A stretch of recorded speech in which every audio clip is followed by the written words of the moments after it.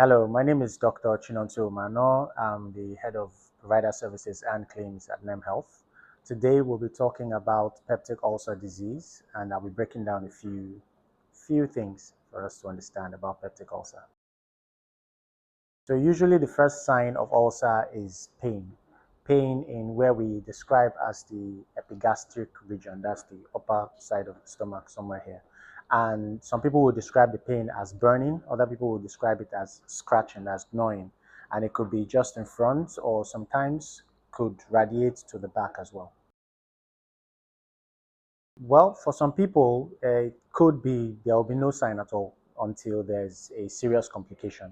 But usually, the first sign for most people is pain in the upper abdominal region. Yes, of course. If there's like a complication, so complications of ulcer involve bleeding, involve also perforation. When we say perforation, we mean there's been a hole in the stomach. That means the injury has gone past the first lining and has gone deep, and that could cause serious, very serious complications. So usually in that case, in acute ulcer, first of all, would recommend what we call antacids. Antacids are usually tablet or syrup-like medications that help to ease the pain in the initial stages. But the best medications or the best therapy we recommend most times is what we call proton pump inhibitors, like omeprazole. When you take those ones, what they do is they reduce the secretion of gastric acid in the stomach, and that helps to reduce the pain. So usually that's the first medication. But there are other, how will I put it now, non-orthodox medication therapy that you can do if you're at home and you have acute ulcer pain. Okay, so usually ulcers are caused by first what we call Helicobacter pylori. It's a bacterium that infects the stomach and causes an injury, causes an imbalance.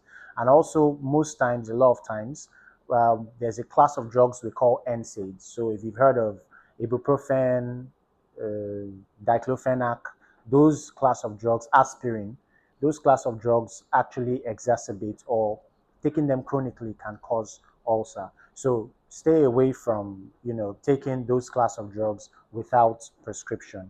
And also, of course, stay away from smoking, because smoking can exacerbate ulcers as well.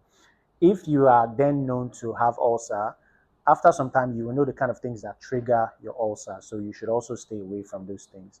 And then for some people, we have to recommend, for some people that have like persistent ulcer that keeps coming up, we have to recommend them on a long-term therapy of proton pump inhibitors. So usually that's how to manage it for a long term. Okay, so it's not usually the lack of food though, but going for a long period, if you already have ulcer, like if you've been diagnosed of ulcer, if you've been having the symptoms, then of course it is good to make sure that you don't go hungry, because going hungry can exacerbate the symptoms. But usually it is caused by an infection by a bacteria, or by chronic uncontrolled use of NSAIDs. Majority of ulcers are caused by those two. And it doesn't have to do with lack of food. It has to do with what exactly has caused it. For example, if we prescribe diclofenac to you, we tell you take it with your meal. So if you continue to take diclofenac on an empty stomach, for example, then of course it could lead to ulcer. So it's not exactly the lack of food, it's just the specific causative items. So we're giving this advice as part of the team at NEM Health. And what we do is that we're available to you to be able to get quality healthcare whenever you need it. So you can reach out to us at NEM Health, and we'll be able to get you a health package that will ensure that you're able to get access to care whenever you need it.